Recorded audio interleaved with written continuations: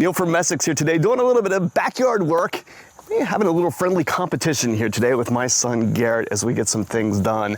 I have a little bit of area here behind my house that I'm going to be seeding, and I've got about 2 triaxle loads worth of dirt in the front of my house that I need to shuttle around here to the back, where we're going to spread it out so that we get a little bit better layer of topsoil in here for that grass to grow in. But I've got 2 machines here today, and we're going to have a little bit of a competition between the two. My personal Kubota LX3310 tractor and this SVL97 track loader.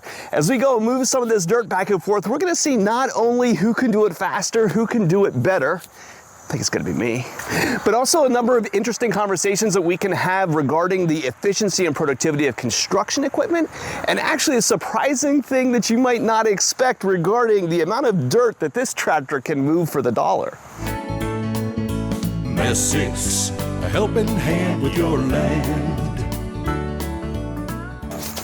So before we start, a little bit of information about our 2 competitors here. This is my son Garrett. Tell me a little bit about your tractor. Today I'll be driving an LX3310. It has an MSRP of $29,775. Has a 60-inch bucket that has a capacity of 9.9 cubic feet heaped, and it goes 13 miles an hour on high range. So that's the tractor. But what surprised me a little bit here when we kind of first started setting this up is my track loader's numbers here kind of interact with the tractors in an interesting way.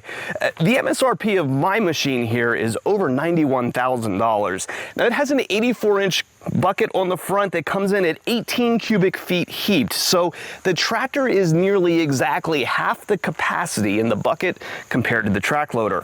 My top speed is 7.3 miles per hour. So at first, when we set this up, I expected that my track loader was gonna blow Garrett away, and it seems we might need to rely upon my superior operating skills here a little bit, because between your higher ground speed and a little bit more capacity in your bucket, you might actually be able to keep up.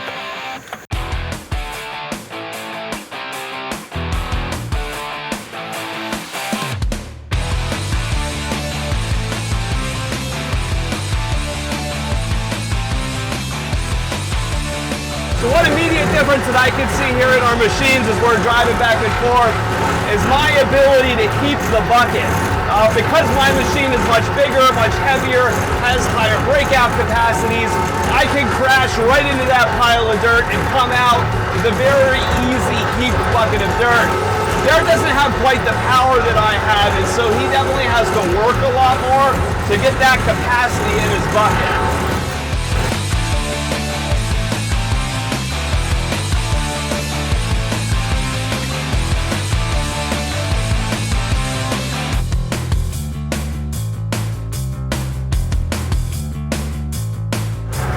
You're spilling all over the yard.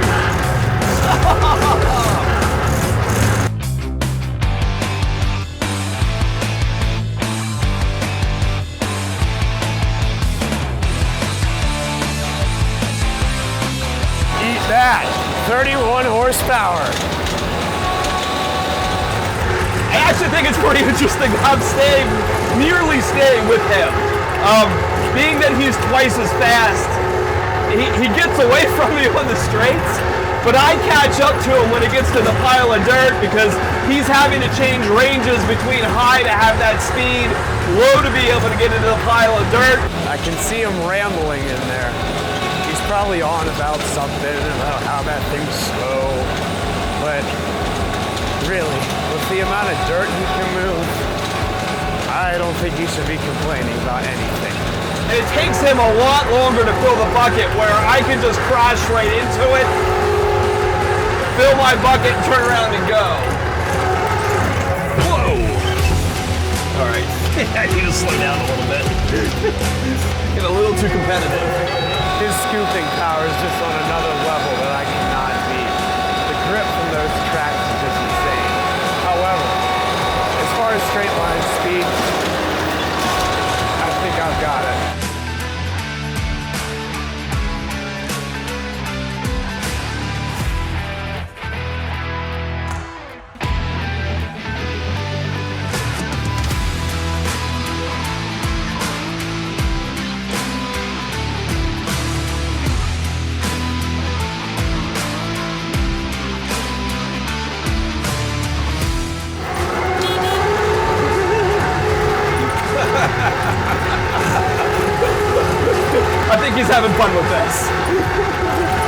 I don't think Garrett realizes that he's only got his buckets maybe half full at best.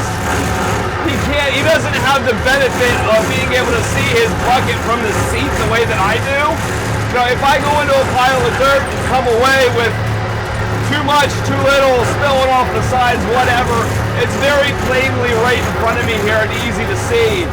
He doesn't have the benefit of that sight line down to his bucket to see what he's doing.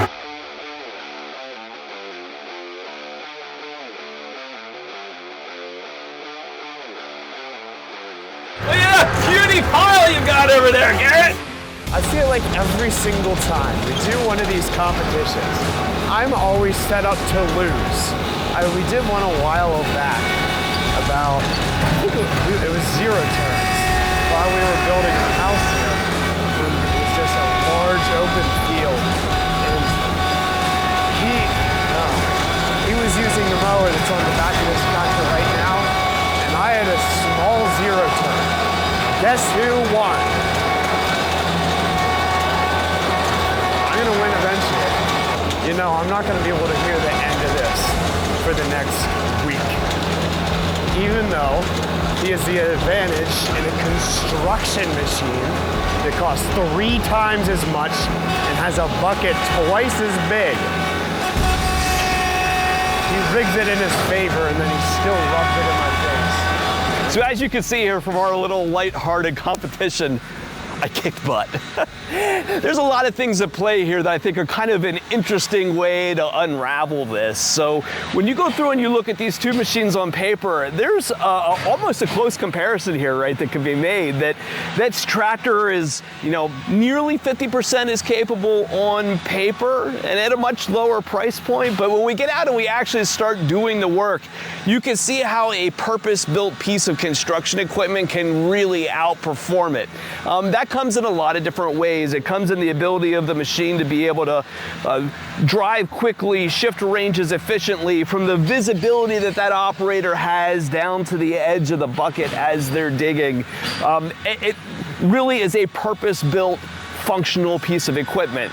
Meanwhile, that tractor, as the operator is going back and forth, he can certainly get the job done, but he's dealing with some shortcomings of a little bit lighter weight, of sight lines that aren't quite as good, that don't allow him to operate quite as efficiently. Now, at the end of the day, these machines have their pros and cons, right? That tractor is going to be wildly more versatile. It's going to do less damage on that turf. There's this huge range of implements, and so in a lot of people's garages, that tractor makes a lot of sense, but out on a job site, you can't deny the productivity and the efficiency that you get from a piece of construction equipment. That's why you sometimes hear the advice for somebody that even might own one of these tractors and have it in their garage. If they've got a really big project to do, sometimes it's worth going out and renting that compact track loader, renting that excavator that's going to do the job not only quicker, but with a lot less wear and tear on the machine. So if you're shopping for a piece of equipment and we can help, or if you have parts and service needs for a machine you've already got, give us a call at Messick's. We're available at 800-222-3373 or online at Messick's.com. This is my losing face. He's not trash talking me, is he? I see his mouth running, he's just going back and forth. Waiting again.